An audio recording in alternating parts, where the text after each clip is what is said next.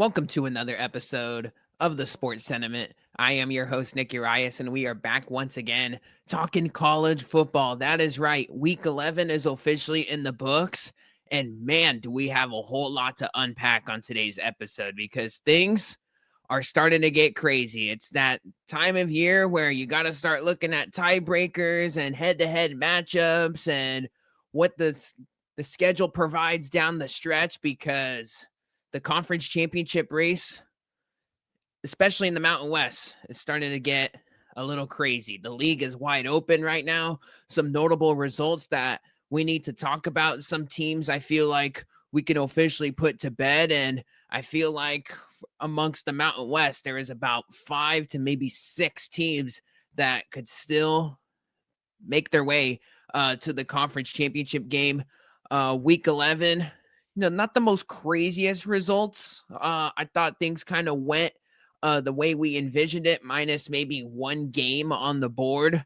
But regardless, there's some massive Mountain West storylines going on right now. We're going to talk about the top 25 amongst week 11 because that got pretty crazy with some notable results.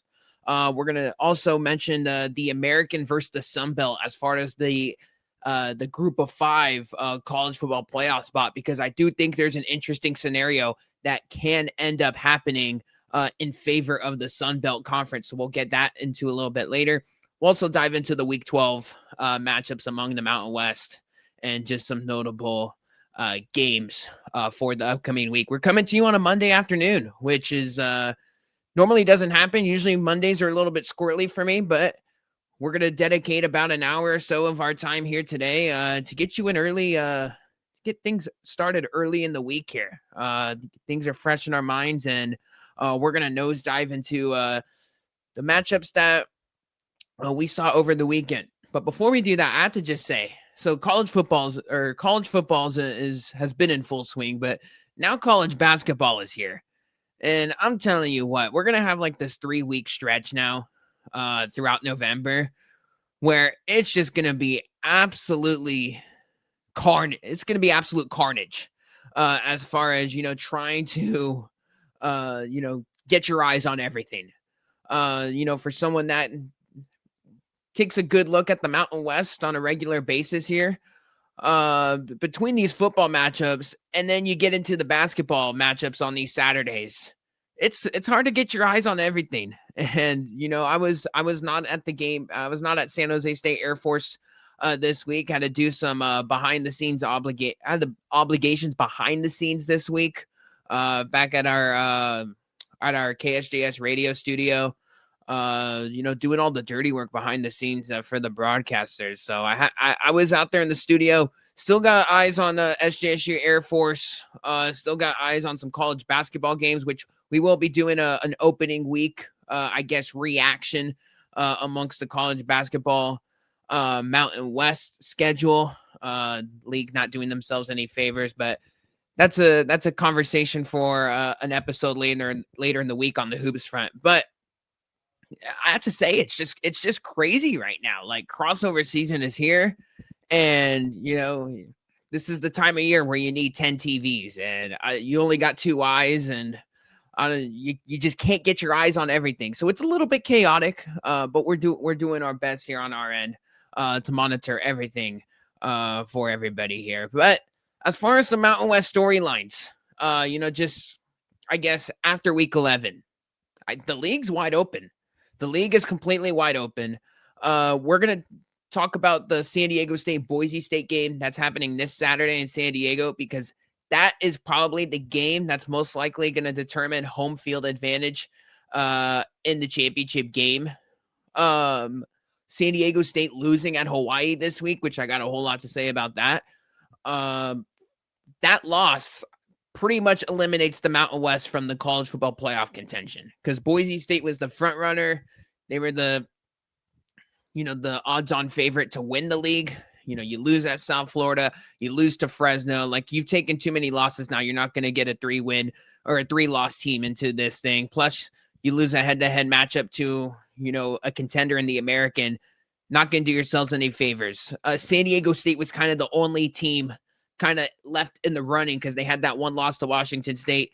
But now that they lose to Hawaii, they got 2 losses, and you see what the American and the Sun Belt are doing. Both team two, they have the Sun Belt has James Madison in the top 25 now as far as the AP polls concerned. South Florida's 25.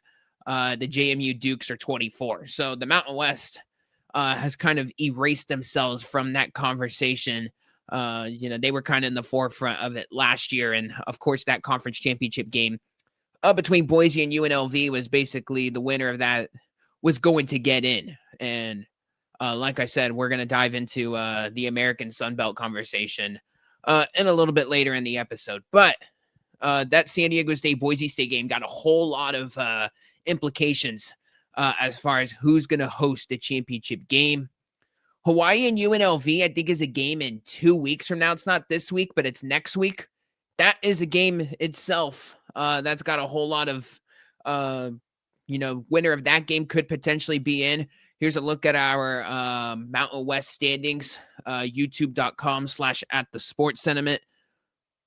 Whole lot of, stuff going on, as you can see. I mean, like San Diego State losing, Boise State going head-to-head this week. That's massive, but Hawaii getting that win. And now, if San Diego State loses, they could potentially have a tiebreaker. Hawaii does. New Mexico still in the conversation. They might need some help. They're going to need to win out potentially, and then they're going to need some help probably with the Hawaii loss at UNLV since New Mexico beat UNLV last week in Las Vegas. And that Utah State team, you see that record, they're 5-0 at home. I think they got one more home game. They're kind of playing some, some of the basement teams in the Mountain West now. Or I could be wrong on that, but they're at UNLV this week, which is a massive game for them. So loser of that game between Utah State and UNLV is most certainly going to be eliminated from the conversation there. Fresno's got Wyoming. Fresno's still at San Jose. I think it's still got one more game in the middle of that sandwiched in. So, you're seeing it top to bottom right now from San Diego State to Utah State. All those teams are still in the conversation right now as far as being in the Mountain West championship game. But you got to think the winner of San Diego State, Boise State is more than likely going to be hosting the championship game. And, especially if San Diego State loses, Hawaii wins. Hawaii could spring themselves forward into that, that second spot in the standings. And then, that's when a whole lot of craziness can happen in that regard. So that's where we're at 11 weeks into the season. It's been very fun to monitor, and you see a lot of people online and just across the board saying the Mountain West is wide open. And what's made it, I guess, just even more wide open is the fact that Maddox Matson getting hurt for Boise State kind of has them in a little bit of a predicament. Max Cutforth getting the start this week at San Diego State. San Diego State favored in that game, believe it or not, which I would say is probably right. They're going to be coming off a loss to games in San Diego. You got a backup quarterback, and, San Diego State pretty much just didn't even show up, it seemed like, versus Hawaii. Just a dominant effort from the Rainbow Warriors. Before we get into that game, let's unpack some things out here at home base in San Jose. San Jose State and Air Force, our first game to kind of kick things off out in week 11 on the Mountain West schedule. San Jose State loses this game 26-16. They fall to 3-6 and 2-3 in the Mountain West. Air Force improves to 3-6 and 2-4 in the Mountain West. So we thought, anyone that tuned into our the pod last week, we kind of said, hey, 1st to 35 wins this game. And then we kind of slowly started to dig into the matchup. We're thinking, well, Derek Odom actually has some good game plans against Air Force. Like, these games typically aren't shootouts. Air Force is kind of an outlier team just based on, how poor their secondary is and how explosive their offense is. Explosivity through the air in particular. A little bit more different and way more better than it has been in previous years out there in Colorado Springs. But this is a game, for San Jose State, you just had to win. You were favored in this game. First time San Jose State was ever favored in this series ever. You were at San Jose.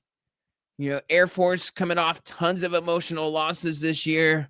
And it was just a game that you absolutely had to have to keep yourself in the conversation in a wide open Mountain West. And, the way this game started, you probably thought, like, okay, San Jose State, their defense is going to show up today because they forced back-to-back 3-and-outs to start this game. And you're thinking, okay, that's some encouraging signs. SJSU scores a field goal on their opening drive. Walker Egan had the next drive was, going on a QB keeper and dives for, trying to get the first down. And then he jams his shoulder on the turf. Worrisome, I thought, not only because he had a shoulder injury at Wyoming that kept him out for a large majority of the second half. And we all know how that result happened and how San Jose State lost that game. But it was the fact that, Walker Egan got injured in the game and just never really looked right after that. I thought tons of underthrows to his wide receivers. It was pretty evident if you watched the game, right? Like Leland Smith, Kyrie Scholes, like they all had to come back for just balls that were, underthrown by 5 to 10 yards.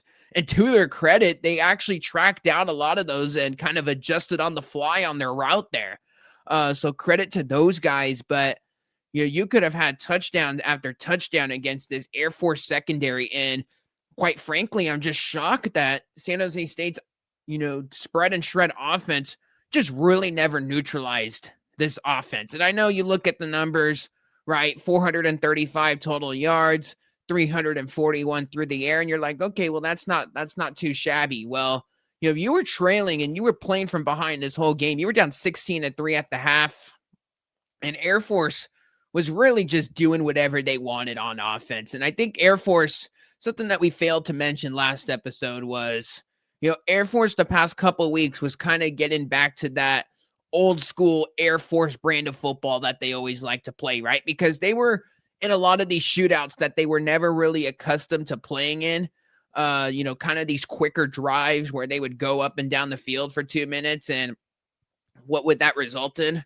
A tired defense and a fatigue defense. And we already know that their defense is not great, but they came to play in this game. And you could say that, their defense came to play in this game because, they weren't on the field all so much. There was not that many possessions in this game for San Jose State. So, I mean, you got to credit that defense. That's one of the better games that they've played all year. I mean, they didn't have the breakdown to lose it, right? And, you see, like, that is Air Force's 3rd win overall on the year, right? And they beat Bucknell, an FCS team, in week 1. And I'm blanking on who their other win is at the moment right now. I think they beat Wyoming at home, I believe. So, and they won the same game that way. And, Wyoming's offense is not great at all, right? So this was kind of an alarming result, just given the state of the San Jose State offense, just where it was at, the way it was humming and looking versus Hawai'i. And, just how it happened. So he get jammed his shoulder. Clearly didn't look right, just based on the throws and especially on the deep ball, just wasn't right. Right. Wasn't connecting as much, hitting his wide receivers in stride.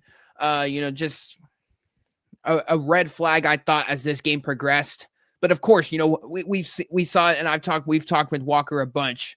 He said at the Utah State game, like, I'm not going to be coming out of a football game. I only get so many opportunities, to start for a Division I football team. And I totally get that. Like, that is a tough son of a gun. And I think people have seen that now where, he's fought through adversity this year and, he's came in into some games where, he's gotten a whole lot of heat from the fan base and, just from people online and such. And, the fact that, he's rebounded the way that he has.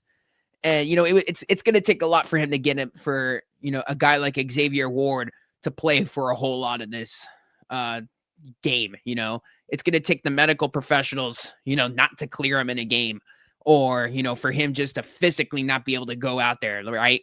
So Xavier Ward comes in, right, and takes over on that drive. And the second drive of the game in the first quarter for San Jose State, comes in and fumbles on the RPO on what was just an unforced fumble.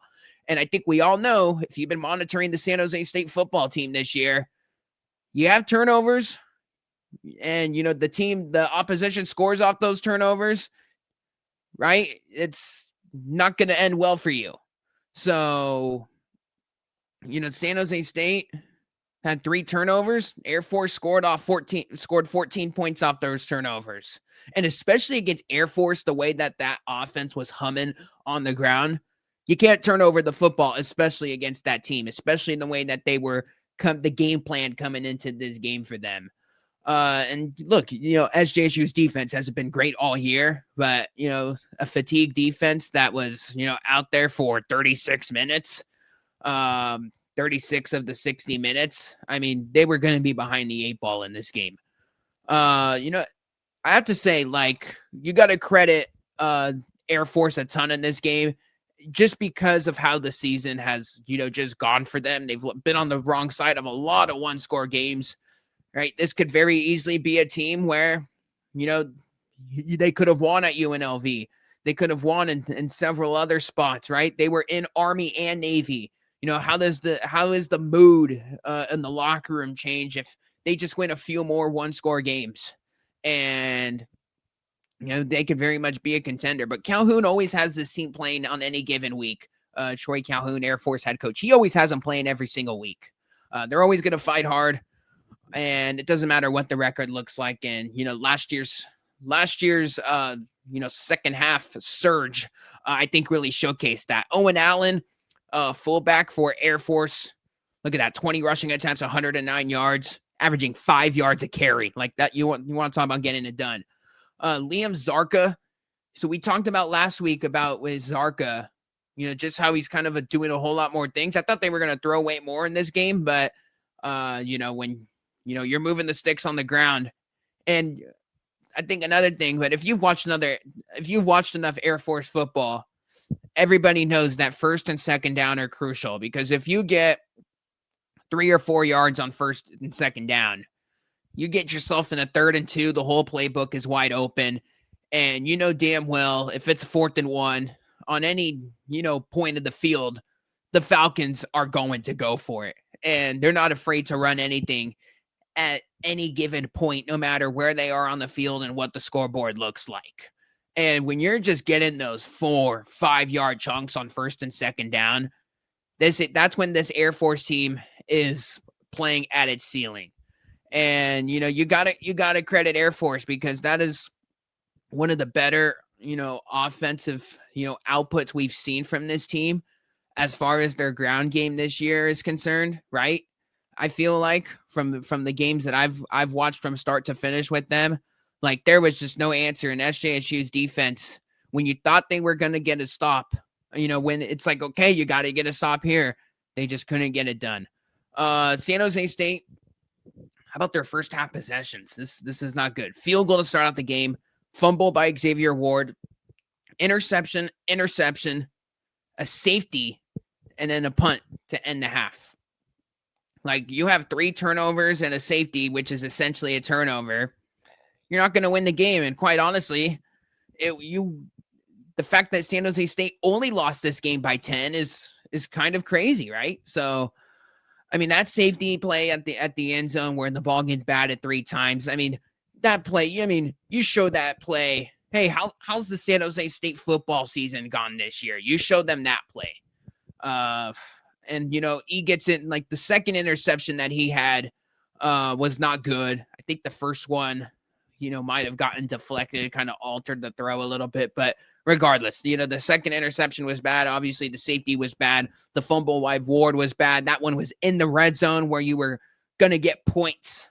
You can't blame the field goal kickers for a game like this, right? Because, the kickers actually showed up this game, when their numbers were called. But yeah, I thought Eget's shoulder injury, really I thought him falling on his shoulder in that game really changed just the way of just the way that SJSU was able to attack in a sense. Just because I thought he was somewhat limited in this game as far as the deep ball is concerned. But Leland Smith still had a great game, 9 receptions, 144 yards. You're still getting to Scudero. They had a safety on Scudero every which way, which every team's doing now. I mean, you better at this point, given the offensive output that he's had in these games. Scholes had 6 catches for 93.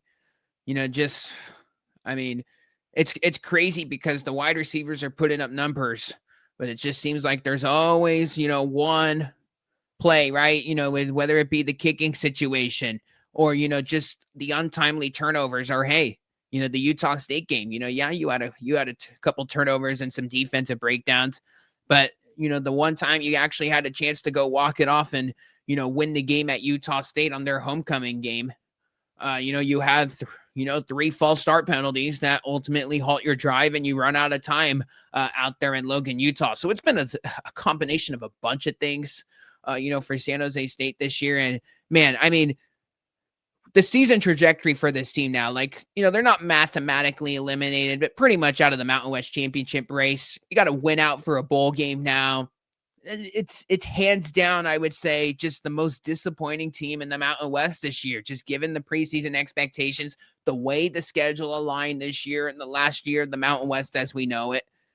San Jose State kind of had one final hurrah here in this, era of the Mountain West to kind of really put everybody on notice. And, you had the scheduling favor every favorable spot in the schedule to potentially go get it done. I understand the coaching staff is getting some flack, right? Derek Odom's defense has been a mess this year. We know that. But Craig Stutzman's offense, this is the way everybody envisioned it, right? So it's just, man, it's crazy. It's crazy how just the preseason expectations, and this is why you play the games, right? This is why you play the games, because it's, things could go crazy. Things could snowball in a hurry. And, now San Jose State's offensive line, I'd say, is pretty depleted now. No Nate Hale in this game. Daniel Malini, the right guard, has been out for a couple of weeks, but Nate Hale was out for this game, who's had a really good season at right tackle. Tyler Chen got injured in this game. I don't think he returned at right guard, right? So now they're down to their third string right guard, the second string right tackle. That right side now for the offensive line is really starting to take a beating. I know they like their depth this year, but man, now you're starting to get to your third line and you're starting to play some underclassmen who just really haven't gotten too much time now. So, it's tough sledding right now for this group. I guess the good news is that you got, Nevada on deck, which is the ultimate get right game, just given the state of the Nevada Wolfpack right now. And then you're at San Diego State, which I think could potentially be a good matchup for you in 2 weeks. And then, you're on senior day versus Fresno State, which no matter what happens within the next 2 games, you're going to be motivated on senior day for Fresno State, just given the fact that, and it's against your rival Fresno State. I don't think you need any motivation for a game like that. But, if this team makes a bowl, I think it would be fine, right? Of course, San Jose State, this program, you want to be making a bowl game every year, but man, there was just so much left on the table this year. And this was a game where, you absolutely had to have, and especially the way that we've been monitoring Air Force all year, it was, this was a game that you absolutely had to get. And you thought coming in, it was going to be a great matchup. And I think, to an extent, everyone should be shell-shocked that you put up 16 points against the worst pass defense in the Mountain West. So whole lot left on the table in this game. And I think that just sums up just the way this season has gone for the Spartans. Let's move on to Nevada and Utah State. 51-14, Utah State won this game. I had this game on. I'm trying to balance so many different things, between the basketball and the football games kind of starting at the same time. It was like the second half of the San Jose State game. I got that utilized on a screen, back at the radio studios. And then you get this game on and Utah State up 24-0 in the first quarter and 41-0 at the halftime break. Quite frankly, this game was off the board for me by the third quarter. At the Utah State Aggies, now 5-4 on the season, 3-2 in Mountain West play. We talked about it. Like, they got the next two matchups, I believe, are some big ones for them as far as, if you win those games, but I think they're both on the road at UNLV, coming up this week. Things could get very interesting for that Utah State team. Nevada falls to a dreadful 1-8, 0-4, 0-5 in Mountain West. Their one win coming against Sacramento State, so they don't even have an FBS win this year. Just tough sledding for Jeff Choate's group. Nevada, how about their 7 first half possessions? Punt, interception for a pick six, punt, interception, punt. There is this offense. They try to go with Carter Jones, the true freshman at quarterback, right? Just because Chubba Purdy wasn't getting it done for them. Coaching staff trying to go a different direction, especially with the second half that he brought at Fresno. You probably thought, okay, here we go. Like, this could potentially, get us back on the right track here. Maybe steal some wins. Maybe maybe throw a monkey wrench into the Mountain West standings for a potential upset or two. But man, it just tough for the freshmen. And then Chubba Purdy gets reinserted into this game. I saw later, like, yeah, this is just a nightmare season for the folks out there in Reno. Nevada's first down in this game came at the 13-minute mark in the third quarter. Like, that's incredible.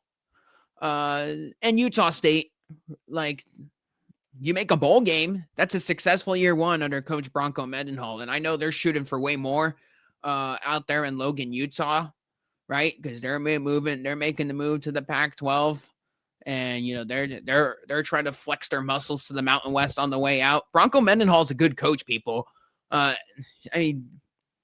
Even though, like, this is year one for him, and this is like the quote unquote transition year for him. Like, it's his players, but at the same time, not really, in a sense. Like, come on, this is the time of year in November where good coaches really peak and get the most out of their team. And this is why I was, relatively higher on Utah State than maybe, some other people coming in, because I had so much respect for Bronco Mendenhall. Like, I do think he's going to, potentially, he's got an upset or two within the next 2 weeks in the books here. And they're probably not going to make the Mountain West championship game, but they are for sure going to make a bowl game. And, as far as the Nevada, conversation is concerned, people probably want Jeff Choate fired, just given, the 1-8, season that it currently stands right now. And they're probably not going to win a game for the rest of the year. I mean, I think he deserves one more year. I think he's shown, like, obviously last year was so much better, right? Like, they were way more competitive. And, there was, like, they got the most out of Brandon Lewis that you would probably thought, just given the situation of him last year, coming from Colorado and, Coach Prime saying, get the hell out of town, right? They have themselves you've seen what Nevada can bring to the table, right? I don't know what their NIL situation is like. I imagine it's not good because they would be getting a whole lot better players, but I'm actually just, and this was poor on my part because I had him higher on. I like Choate. I think he's a respectable head coach. I do think he was a much better hire given, what Ken Wilson was prior to that. But, I think he gets one more year. They got to get better offensively. Defensively, he's a defensive guy. Like, even though like he got rated in the portal on both sides of the ball, like that defense is still fighting hard. I mean, they're on the field the whole game, and then you're getting short fields, but with the interceptions in the first half, right? So it's a tough situation out there in Reno, but if you're the Wolfpack next year, in a year from now, in this off season, go try to get yourself a comparable quarterback, like somebody that can at least move the sticks for you, and get yourself some wide receivers, right?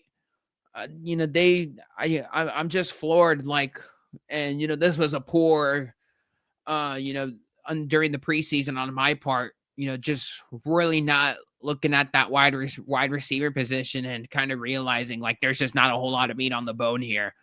Then the wide receiver room that they currently have right now, like they can't beat anybody one-on-one in man coverage at all.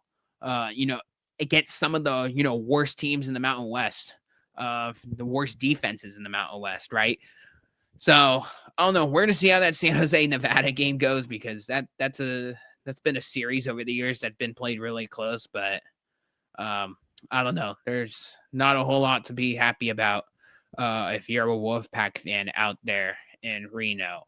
UNLV and Colorado State. This was kind of another it was a snoozer, no doubt, because UNLV won 42-10, and their largest win by margin this year for the Rebels. But this was a game kind of in the first, second quarter, and then Jet Thomas just really kind of boat raced this Colorado State defense, right? I think we see now with Jackson Brousseau at Colorado State, their defense has to force more than one takeaway. You got to score points off the takeaway, and you really have to be playing a whole bunch of slow burning grinders. Just the way this Colorado State team is built this year. Just again, the wide receivers not really, that good. And just the inexperience at quarterback as well. Like if you're gonna try to hang with this UNLV offense, no way at all.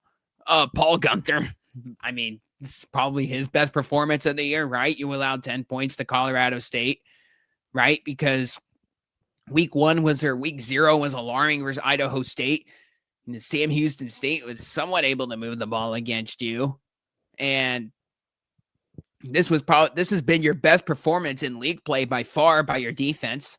So credit to them. We'll see if they could manage to keep Utah State's offense in check this upcoming week. But UNLV, we've been waiting for the ground attack to get back up and running. Jet Thomas, seven rushing attempts, 131 yards and a touchdown. Popped 2 explosives down each sideline. Man, when that guy gets, a full head of steam and he's going and he bounces to the second level, and you see the burst of speed that he's running with the football, there is not a lot of people that can bring him down. And I mean, that's a heck of a player. And, we thought, like, are you serious? Like, he's not getting any more touches, especially when the games were close, because he is just such a dynamic running back. And, we saw early in the season, like he was getting a whole bunch of, explosive yards on the ground.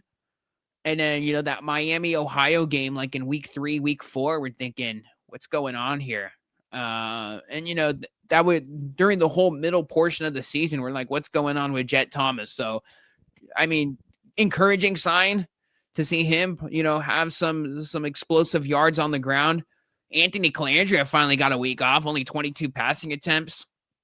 Had a nice ball to Jaden Bradley in this game. Bradley, catching a deep ball, had a great catch one-on-one out there in coverage, or against man coverage. He's been struggling with some drops this year, so that had to be a good boost right there at the wide receiver position, when we already know Colorado State's offense, like we said, it's just been broken, and couldn't even neutralize Paul Gunther's defense. That's been not a great unit in pass coverage, and tackling wise hasn't been great either. And also we should mention Colorado State. their third different play caller. We didn't mention this last week. I think this got announced late in the week, but their tight ends coach, Grant Chestnut, was calling plays in this game. So you want to talk about the wheels spinning and turning, and you can't wait to end the season fast enough. That's the Colorado State Rams right now. And then, the final game on the slate, San Diego State and Hawai'i. The Rainbow Warriors pulling off the upset, 38-6 out there on the island. We talked about it like this was the game at 8 o'clock Pacific Standard Time. Yeah, find a way to get your eyes on this game because we knew it was going to be, a solid game and a fun game and a potentially a chance for an upset in the makings to, really making the Mountain West standings a whole lot more interesting. That's exactly what happens. The Rainbow Warriors, after this 38-6 win, 7-3 overall, 4-2 in the Mountain West. San Diego State drops to 7-2, 4-1 in the Mountain West. How about Micah Alejado in this game? Opening drive, he has the interception to Deshaun McEwen. And then, Hawai'i, to their credit, because that was an instant red zone possession on that opening drive, holds on to a field goal. We've talked about just Dennis Thurman's defense, just this season as a whole. It's just been a great unit. Outside of the San Jose State game, they have been top to bottom pretty damn good this year. Brandon White was kind of the guy that got Hawaii's offense really started. Which I have to say, when your wide receiver 3 or 4 is kind of the guy early on in the game, that's definitely a good sign because, if your complementary guys are going and then you can start to work in and then you get the defense to adjust and then you unlock, the Pofele Ashlocks and the Jackson Harrises in this offense, that's when your offense can really start playing at its ceiling and really start to hum. Jackson Harris has been the man and was the man in the wide receiver room this game. 7 receptions, 130 yards, and 3 touchdowns. He had the hat trick at the 12-minute mark of the second quarter. Just unbelievable. And this wasn't like one of those like things either with Hawai'i where it's like, okay, we're in the red zone. We're going to target him and, just so he can get his touchdowns. No, a lot of those, touchdown drives weren't even really in the red zone, right? On those goal to go situations. They were like 30, 40-yard catches, right? So catch and run. So Jackson Harris has been incredible for Hawai'i in the wide receiver room. And that was a guy at Stanford last year. Just really wasn't getting too much run. And I mean, Stanford was built way more different last year. This year, I think it's safe to say now with Stanford, they're utilizing their wide receivers a whole lot more. And I feel like, and last year they were a 2-man wrecking crew in the Stanford wide receiver room with Alec Iomanner, who's in the NFL, and Mosley, who's at Texas now. Those were like the only 2 guys that they had. So Jackson Harris was like, what the heck am I doing here? I'm not getting any targets. This is a Stanford offense that likes to utilize the tight end and play with heavy personnel. I'm going to run and shoot out there in Hawai'i. And he's maximized his opportunities. And he's kind of the explosive guy within this offense right now. Micah Alejado, 22 for 34 in this game, 256 yards, 3 touchdowns, and then the 1 interception that we talked about. He's hands down the Mountain West Freshman of the Year. I don't think there's any argument with that right now. He's going to win that award when that comes down out in 3 to 4 weeks. And what's really impressed me, and I talked about this last week when I saw him in person in San Jose. This kid, for a freshman, extremely poised, not afraid of the moment. He's as tough as nails. We saw that in the Stanford game in week 1 and, battling in week 2 in a bad spot at Arizona. But whether it's rolling right or rolling left to extend a play for an extra 1 to 2 seconds and then just having that downfield accuracy to the wide receivers, for him to have that as a freshman is definitely some great tools.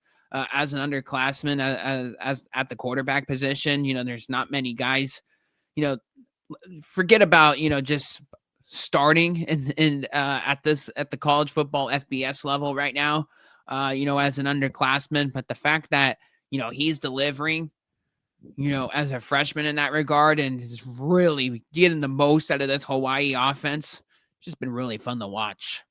And then, we've talked about it with Hawaii's defense. They really dominated this game. Just a massive bounce back game on their part. 3 sacks, 6 tackle for losses, 8 quarterback hits on Jaden Denegal, and then 2 interceptions. Jeff Reinbold's defensive line, it just dominating the line of scrimmage, and really both ways. Hawai'i really dominated the line of scrimmage. As for San Diego State in this game,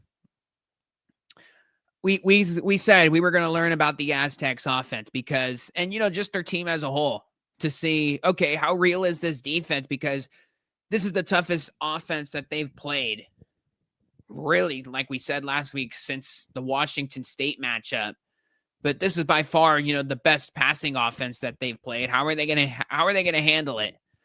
And when they trail in this game, how are they going to handle it? Is their offense built to come back with their personnel and Jaden Denegal at quarterback?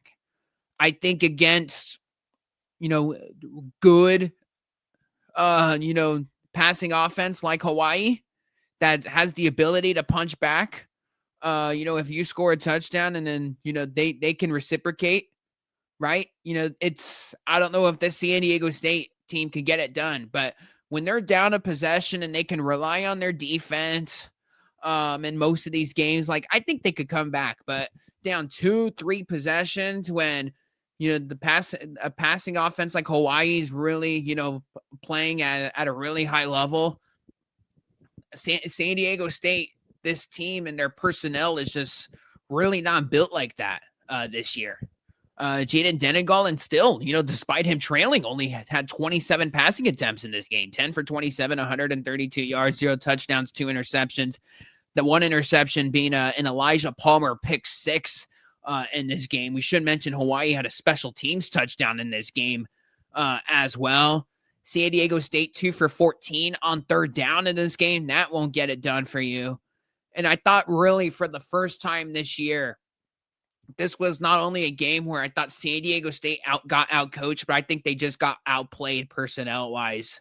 And, just really San Diego State got outplayed by Hawai'i and their players this game. Because I thought in their Washington State loss that was a 1%, like they were down a touchdown in that game. And, they were at their own 15-yard line with 2 minutes to go in the second quarter. And you're thinking, okay, they're getting the ball at, they're coming out of the break. They're going to go into the break down a touchdown at Washington State, and they're going to get the ball to start they're going to get, only down a touchdown. You're thinking, okay, like, we're going to hang in here. But I thought Sean Lewis really mismanaged the game in that one. Really wasn't on his players because, he had a play call like on 1st down, with like less than a minute left in the half, like just keep it on the ground. He's over here passing it. It results in a pick 6. Washington State's up 2 touchdowns. Then they come out of the halftime locker rooms. They score another touchdown. And then all of a sudden it's a 3 touchdown deficit and things kind of just snowballed from there. But this was just one of those games where not only did San Diego State get outcoached, but I thought just not only that, but the fact that Hawai'i was able to get the takeaways, put Jaden Denegal in some tough situations. And this offensive line that's had a really good year, for them to just get smacked around against that defensive line of Hawai'i, was very interesting to watch, just based on how dominant that line was for Hawai'i, because I wasn't expecting a 32-point Hawai'i win. I was going to maybe expect a touchdown win or a 10-point win in this game, or maybe Hawai'i, puts the insurance score late, but 32 points. I did not see that coming at all. And Lucky Sutton really held in check in this game. 18 rushes, 78 yards. One of those was a 20-yard carry. So you could do the math on that, kind of skews the numbers up a little bit. Like, Lucky Sutton didn't have much breathing room at all in this game. So, you gotta credit Hawai'i. I think San Diego State, You got this big one versus Boise State. You got to come back strong, right? Kind of a tough spot, going on the island, just a tough road trip in a sense, right? There could be some distractions on the island. There's more things to do out there. Enjoy some enjoy your time and your stay at the beach, even though San Diego's got some beautiful beaches as well. So it's always there's always distractions going out to Hawaii, of course. And look, Hawaii's just a really good football team this year. We've talked about it a bunch. Here's when the real fun gets to start, and I guess this is going to be answered eventually. I think it'll probably come down to the final 3 weeks here, and probably whoever's in the Mountain West Championship game amongst these 3 teams and wins it, maybe depending on who's involved, probably wins Mountain West Coach of the Year. But this race is really starting to heat up between Jason Eck of New Mexico, Hawai'i of Timmy Chang, and Sean Lewis of San Diego State. Who's going to win it? I mean, you can make cases for everybody right now. I wouldn't have that. I'm glad I'm glad I'm not voting for that, because I think you can make cases for everybody when it comes, just to Mountain West Coach of the Year, because there's a lot of great Mountain West coaches. There really is. This is what we talked about Mountain West Media Days. During our football media days, during our live stream, just heading into the year, like there is a lot of good Mountain West coaches, guys that are not on their first stop, guys that have been around, have been, in several different programs, have had success in more than one place. And, they're coming here against guys that have had 30, 40 years of experience, older head coaches, but Timmy Chang, Sean Lewis, and Jason Eck, relatively young, right? So like from top to bottom, this league has got tons of good coaches, and you're seeing that. You're seeing that right now. Like the coaching from like top to bottom in this league is pretty damn good. You're seeing it right now because the Coach of the Year race, there's 3 guys. Just flip a coin or put these guys' names in a hat and just draw from it, and I wouldn't feel bad if any of those 3 guys won it. Pivoting away from just the Mountain West Week 11 results, I want to talk some top 25. Because this was kind of a, obviously, the college football playoff race, right? Like the first rankings came out. Never overreact to the first college football playoff rankings, because there's just so much that's going to happen within the next 3 weeks, where there's so many, outlier results, some upsets where, things could turn in a hurry. And, number 2, Indiana certainly avoided disaster at Penn State as they rally to stay undefeated, win 27-24 against the Penn State Nittany Lions. The Hoosiers do. One hell of a drive from Indiana down the stretch in this game, really when they needed it most.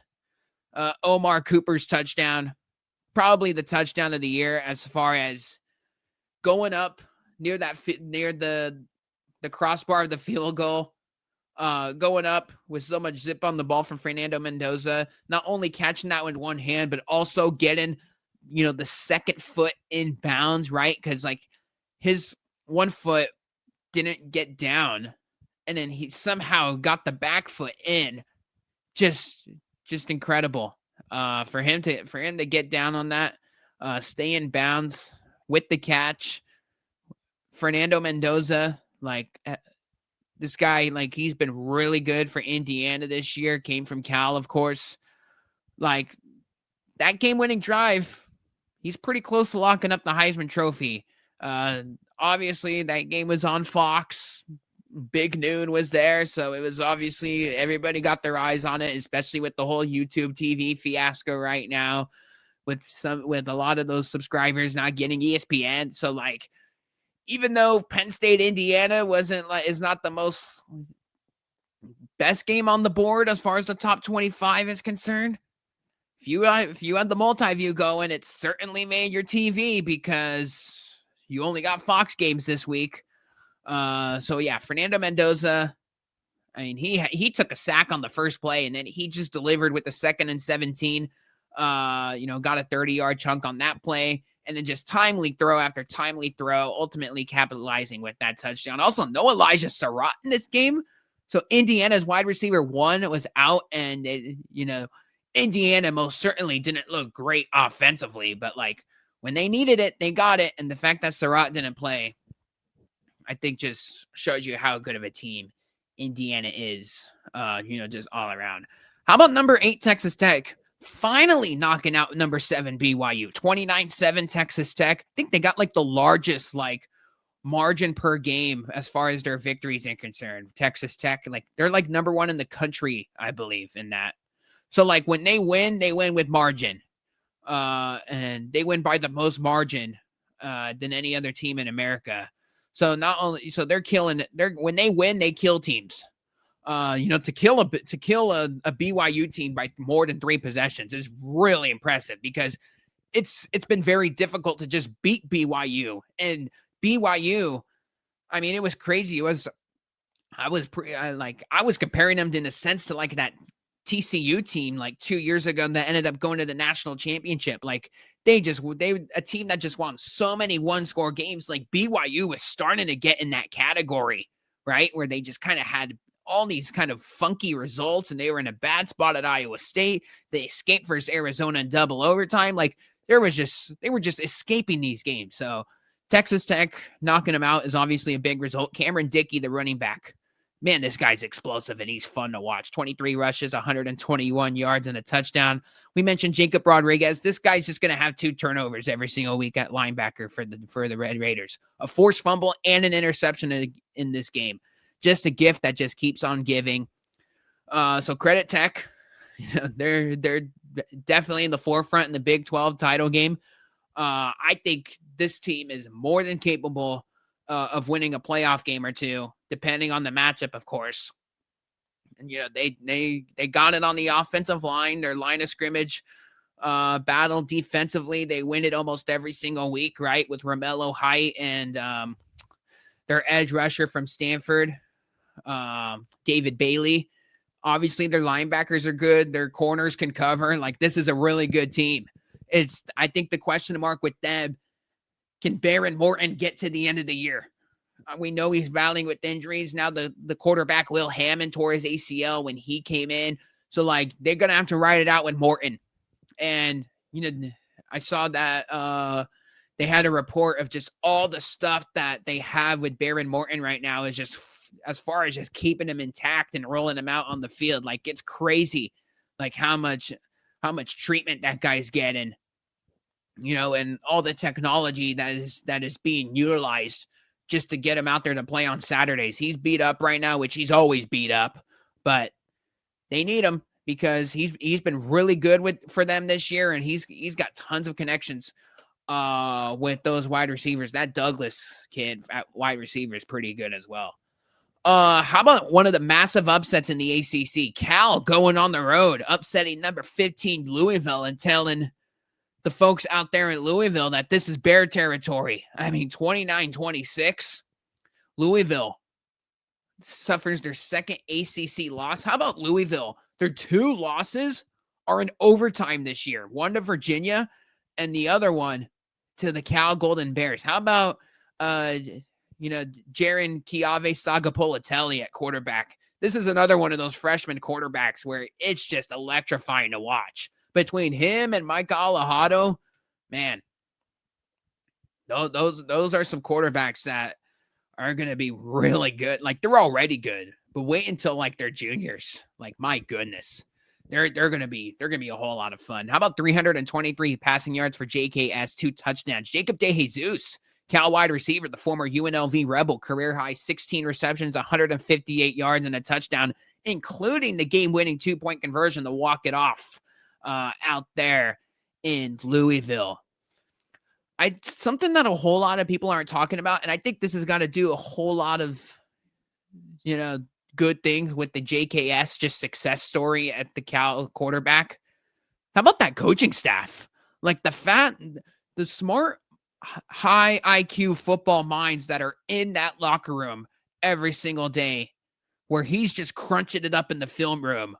He's got a lot of good coaches between Justin Wilcox, which I know people are iffy about, But their quarterback coach, Brian Harsin, former Boise State head coach, senior offensive analyst, Nick Rolovich. They got Ron Rivera in there as well. That's a guy that's coached in the NFL, of course. He's their general manager. That's just the staff, like for a true freshman quarterback to be learning from and picking the brain of, during the week heading into game day. That is very valuable, and that a whole lot of quarterbacks in this sport really don't have. So, Cal's getting the most out of this kid right now. Most certainly, there's been some flat spots along the way here. That's why Cal's ultimately not going to be in the ACC conversation, right? Like as far as the championship is concerned. But as far as the Jaren Kiave Sagapolotele stock, I mean, you should have bought it in week 1. He was playing at Oregon State, but it's not too late to buy as far as is this guy going to be going pro and things within that nature. Like he's only a true freshman and he's got a whole lot to learn from. And the fact that he's in there with that group of individuals as far as the coaching staff, there's a lot of green flags with that Cal program right now. As far as, just the ACC race, I mean, this thing is wide open. I can't even dive into it right now because there is just so many teams involved. And I just think we have to let this thing develop a little bit more. Georgia Tech, University of Virginia, Pitt, and SMU are all 5-1. The Duke Blue Devils are 4-1 in conference play. So we'll check back in on the ACC race next week because I think we just got to let those results play out the way they may. And that is going to definitely be something to monitor down the stretch, most definitely. All right, 2 more results that I do want to touch on. Number 23, Washington, going on the road, and Wisconsin jumping around to win 13-10 over the Huskies. How about Wisconsin's defense in this game? So Wisconsin's been a mess this year. Anyone that's been monitoring the Big Ten and just college football as a whole, they've been a mess, right? I'm trying to think of their quarterback at the start of the year, Billy Edwards Jr. He gets hurt like in week 1 on the opening drive. I think he was versus Miami, Ohio, I believe. He gets hurt, and they bring in Danny O'Neal, who is the backup, the transfer from San Diego State, right? Who's clearly like, he didn't look good at San Diego State last year. Obviously, it was just, NIL as far as why he transferred to Wisconsin, because I don't think he's it's pretty evident now. I don't think he could do it at the Power 4 level yet right now for only being a sophomore. But Wisconsin's been a mess this year. We know that. They just got their first Big Ten win. Luke Fickell's on the hot seat. They said he's bringing him back next year. But Wisconsin kind of just getting back to their bread and butter finally. Like defensively, you get 4 sacks, 9 tackles for losses against a frisky, quarterback that's got some mobility in Damon Williams. For their first Big Ten win, that's most certainly impressive against a raked Washington team. That's most certainly had some buzz this year. That's been pretty, interesting. And how about, just Wisconsin finally just going back to their bread and butter, right? Let's just pound the rock. 47 rushing attempts, 157 yards and a touchdown, which just makes me laugh about, when I was going into this box score. How about Wisconsin's top passer in their game? Their freshman place kicker, Sean West. He led the team in passing yards with 24 yards. That's Wisconsin football. Let's win ugly. Let's dominate on defense. Let's pound the rock. And let's do some things on special teams. That came on a trick play or like a fake on just a fake special teams play just to move the sticks. Just funny stuff. That's going to be a loss that Washington's going to be looking back on, not only down the stretch this year, but all offseason long. Tough one for the Huskies. And then finally, number 9, Oregon. This was a big one in the Big Ten, just because Iowa, I thought, really had a path to potentially be a college football playoff team. Like, they lose this game 18-16. Number 9, Oregon goes into Kinnick Stadium and takes out the Hawkeyes. But this was a game for Iowa. It's always tricky to go into Kinnick Stadium. That place is that environment. I feel like when you compare it to all the Big Ten environments, doesn't get enough love. Like, that place still gets lit. You already know with Iowa, it's going to be a whole lot of good defense and special teams, even though that didn't really happen this game. For Iowa, which ultimately ended up being the difference, as Iowa had themselves just a rare special teams miscue, mishandling the punt, it resulting in a safety, and they end up losing the game by 2 points. But when you just look at this, like with Iowa, like this has been happening a few years now, where they're just like, they take like 1 or 2 losses, and it's not even like they're bad losses, because they have a 5-point loss to Indiana. They're the number 2 team in America. And then you got this 2-point loss to Oregon, who is certainly inserted into the top 10. And then you lose to a 3-point, you have a 3-point loss against Iowa State. Obviously, in the Cyhawk rivalry, that is your in-state rival.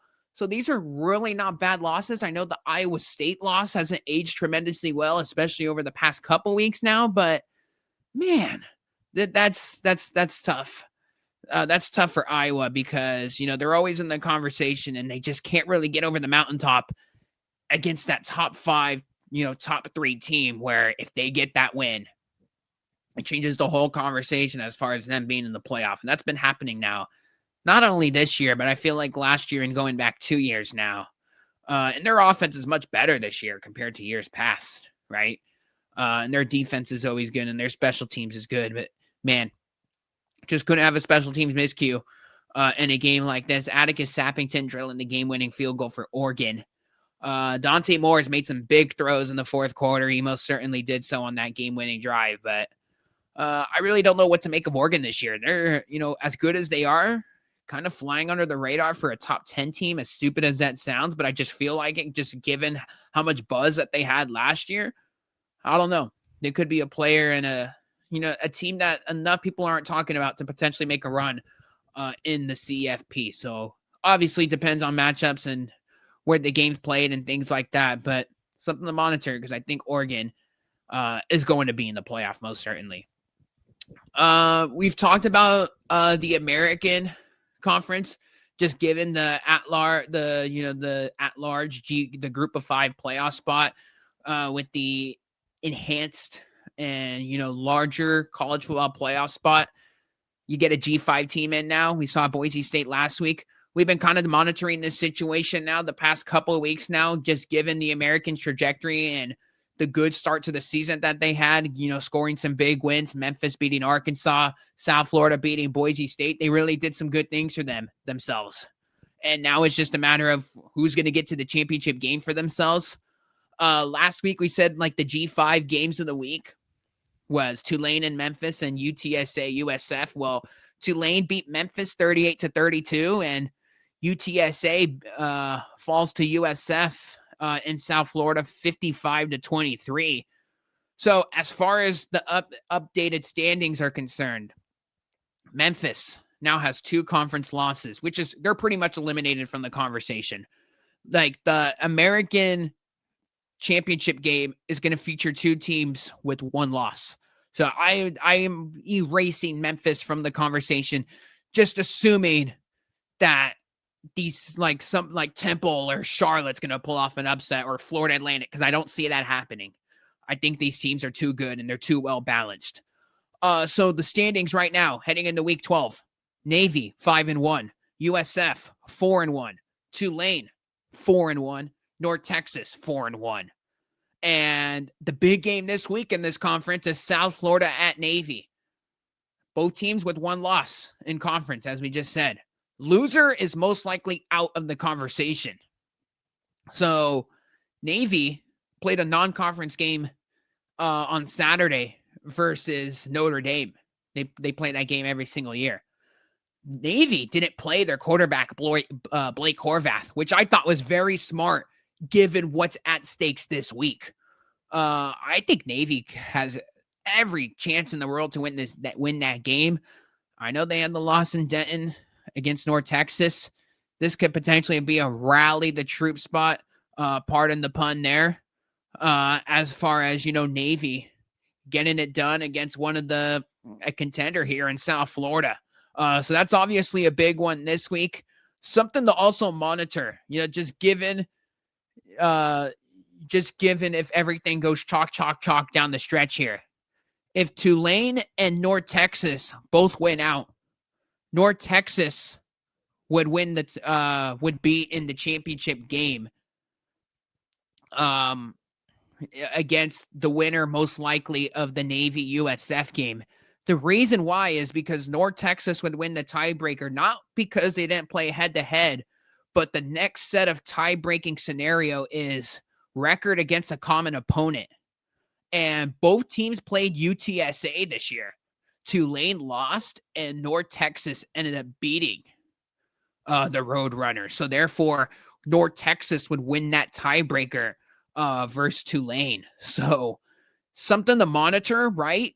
Because this could potentially get the winner of this conference, most likely, is going to win. The winner of the conference championship game in the American is, I would say, more than likely going to win and be in the group of 5 playoff spot. However, the Sun Belt may have something to say about that. Because James Madison right now is ranked 24 in the AP top 25, right? So they're ranked, but they have a bye this upcoming week. But Coastal Carolina, out of Conway, in the Sun Belt, they play in the Sun Belt East. This team has emerged during the middle of the season and is right within arm's length of James Madison. This has been one of the best midseason turnarounds in the country, I feel like, this year, because Coastal started 2-3 overall.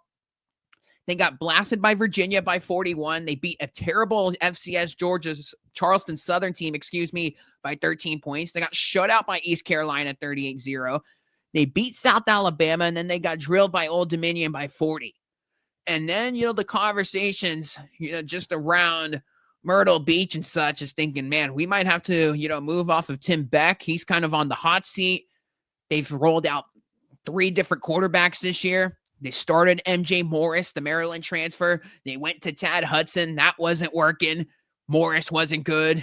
Emmett Brown, Mountain West fans know, the former San Jose State quarterback. He suffered a season-ending injury in fall camp. So they kind of had to go to their 4-string quarterback heading into this thing. And this has been the saving grace for the Coastal Carolina football team this year. Samari Collier comes in and he's turned this entire offense around. They've won 4 conference games in a row. They've dropped 40 points in the last 3 games in a row. And the quarterback is not only moving the sticks with his arm, but he's the number 1 rusher the last 4 weeks. So James Madison, they're 6-0 in league play. They've had a tremendous year. Their only loss overall is to Louisville. And Coastal is 5-1 in conference play themselves. So JMU is on a bye week this week, as we mentioned. But Coastal Carolina is playing at Georgia Southern this week. And ironically, they're an underdog. Georgia Southern's defense reeks. They're going to probably be moving off of Clay Helton during the offseason. Their defense is terrible, like I just mentioned. Offensively, with JC French, it's been no good. And anyone that watched Fresno State, Georgia Southern, most certainly saw that in week 1 of the football season. But if Coastal Carolina wins in Statesboro, Georgia this week against Georgia Southern, 2 weeks from now will determine who wins the Sun Belt East, because it's amazing how the schedule aligns. James Madison is playing Coastal Carolina in Conway on the surf turf. And man, if that matchup happens, and Georgia Southern, if Coastal Carolina beats Georgia Southern, and we're basically like the winner of that game between JMU and Coastal is going to the winner of the Sun Belt East and going to the conference championship game, that would be incredible. And it's so ironic how this is matching up, because JMU is on the bye. Coastal has this game, this wonky game in Statesboro, but next week they both have non-conference opponents. Coastal's playing South Carolina, the SEC squad, and James Madison's playing Washington State. Now you're probably thinking, all right, Nick, why in the heck does this matter? Why are you even telling me this right now? Because if you're the American Conference, you have to be on high alert, because you want to be rooting for Coastal Carolina or whoever wins the Sun Belt West, which is right now looking like Southern Miss, who's having a great year as well. Because JMU is your one threat as far as the American Conference, as far as stealing all your thunder as in this G5 playoff spot. And I ultimately think if JMU wins the Sun Belt title, they could potentially have the edge over the American champion. Very well so. And I think James Madison being ranked top 25 in America right now versus South Florida, who's kind of who's 25th themselves this week, kind of right behind them. This becomes a very interesting, dynamic and talking point, and I feel a story to monitor right now. And if you're the American Conference, you want Coastal Carolina to beat Georgia Southern this week and beat James Madison just to completely erase the Dukes from this conversation, because Coastal Carolina's non-conference, as we rattled off with their schedule, was so bad, and Southern Miss's schedule was not good themselves, who's the front runner in the Sun Belt West right now. Those non-conference schedules were not good for those teams. Like Southern Miss lost to Louisiana Tech, who's middle of the pack in Conference USA, right? So there's the non-conference schedules and records for those teams are significantly worse of the body of work that the American had. So the only hope for the Sun Belt trying to get into the college football playoff is hoping that JMU handles their business, doesn't lose to Washington State, wins at Coastal Carolina in 2 weeks from now, or 3 weeks from now, excuse me, and then wins the Sun Belt championship game. Then that's a serious conversation for whoever the American champion is in 3-4 weeks from now, whenever that dust gets settled on who's going to be that group of 5 playoff spot. Because as I said, I think the Mountain West is ultimately out. San Diego State was the only hope. And I just think that is a fascinating situation as far as the group of 5 playoff spot. So something to monitor. So the game to watch this week is why I have the G5 game of the week. I have 3 G5 games of the week, everybody. South Florida at Navy, given the stakes of those 2 teams. Losers probably most likely out of the American championship race. Coastal Carolina at Georgia Southern for all the reasons I just mentioned. And then in Conference USA, Kennesaw State at Jacksonville State. 2 teams with first-year head coaches. Kennesaw State 7-2 overall, 5-0 in Conference USA, having a tremendous year. It's only their second year in the FBS. They were a disaster last year with Brian Bohannon. Kind of did them dirty during the offseason, trying to pivot a different direction. Remember, we saw them in San Jose last year, and they did not look like an FBS team. Well, their new coach, Jerry Max, completely turned them around. It was the former Jacksonville Jaguars running back coach. And their losses at Indiana and a 1-point loss to Wake Forest where their kicker missed an extra point. And Jacksonville State, to their credit, they're 6-3, but they've handled their business in CUSA play as well, 5-0. They got Caden Creel at quarterback, who's taking over for Gavin Wismat. And Kennesaw State has themselves 2 comparable quarterbacks as well, with Dexter Williams and Amari Odom. It's just such a big game in this league because both teams are 5-0, and the winner of this game is most likely going to host the title game. Remember, in these G5 conferences, which I personally love, the team that's in first place ends up playing on their home campus.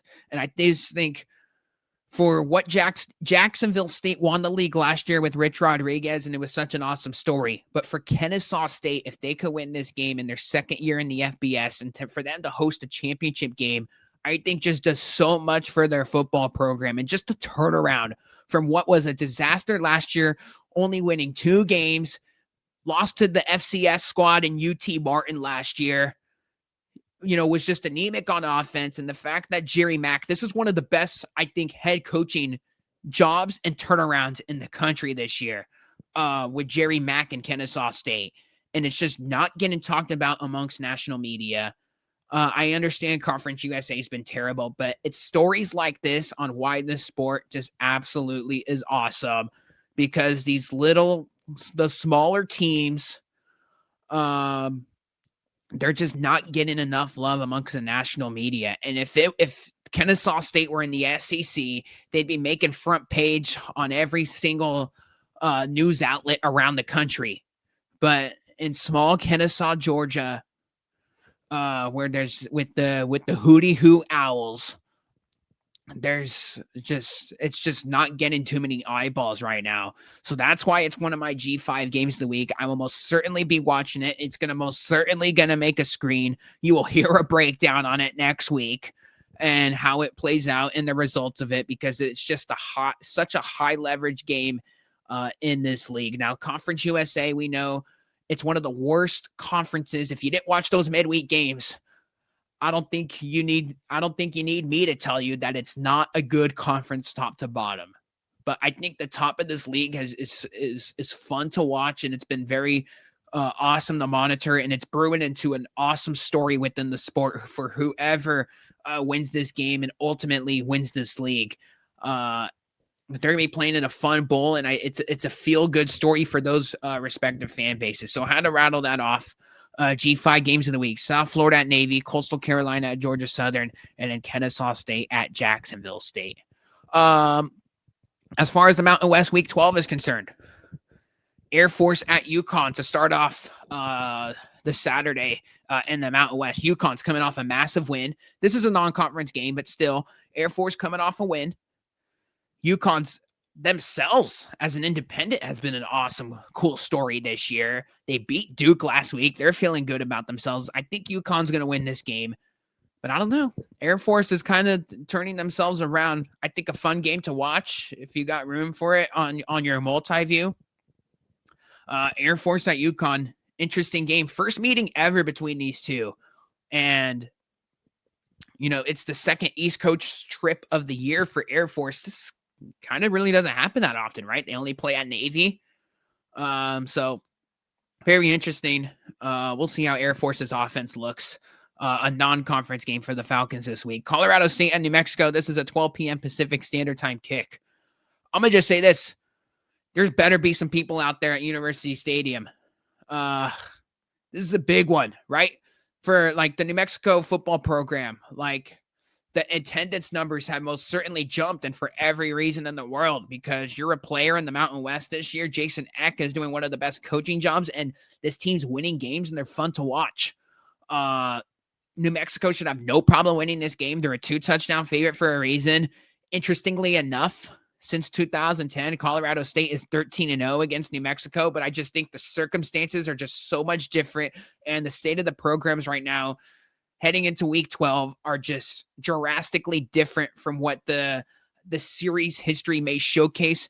New Mexico, I think, is going to handle their business here. I think they win this game with margin. San Jose State at Nevada. This one's at 12:30 Pacific. San Jose State, ironically, this is their first road trip in 4 weeks. They haven't been on the road since Utah State.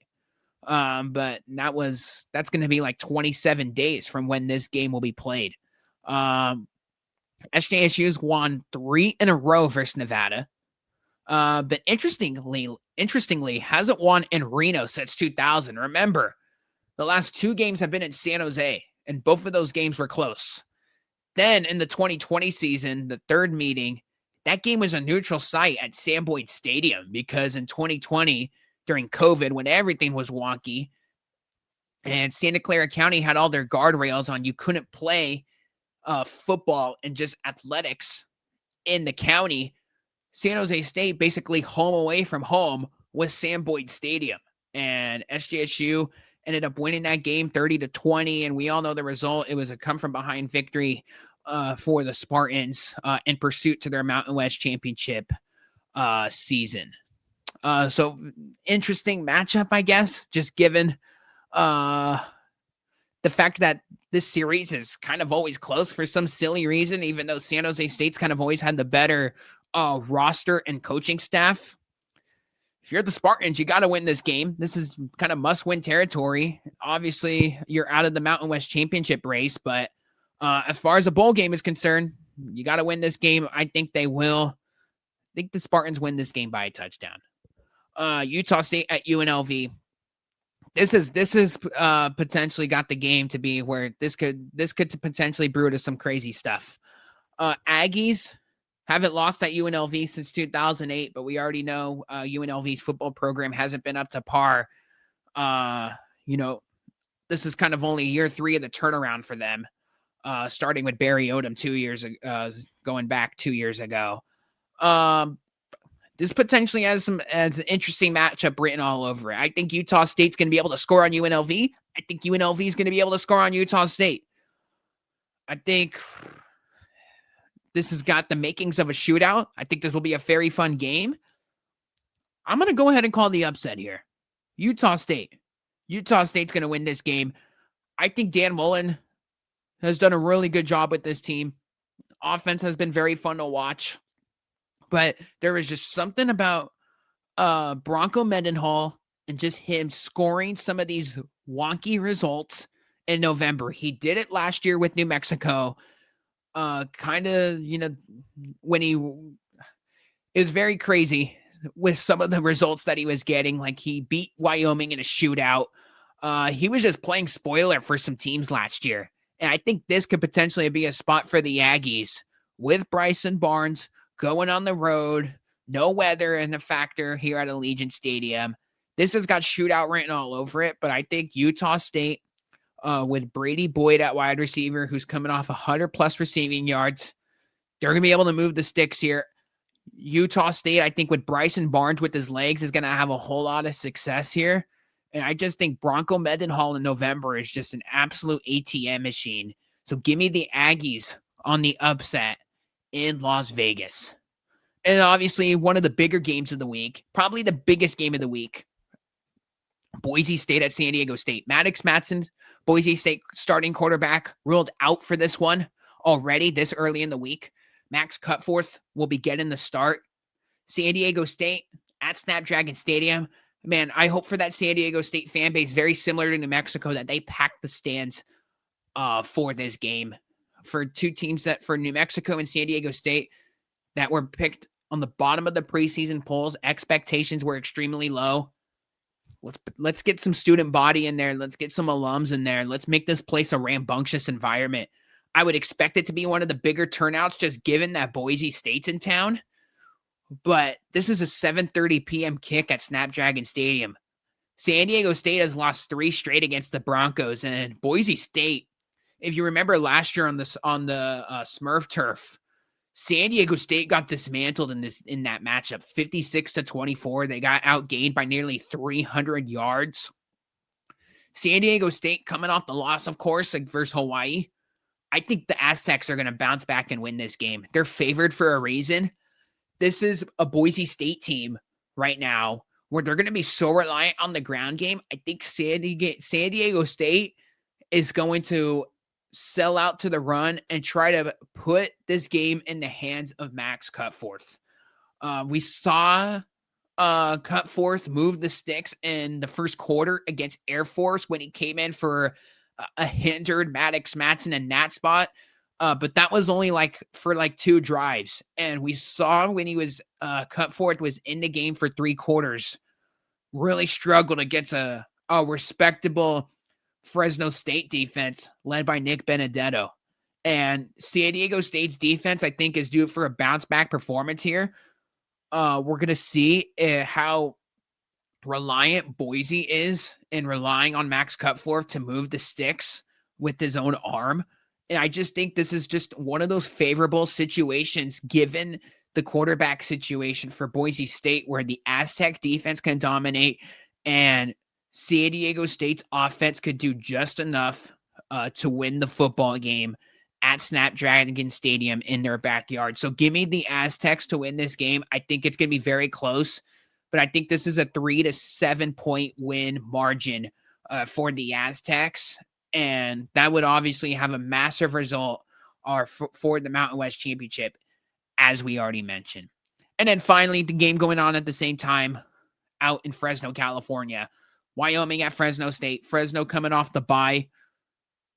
As Mountain West members, Fresno is 6-2 versus the Pokes.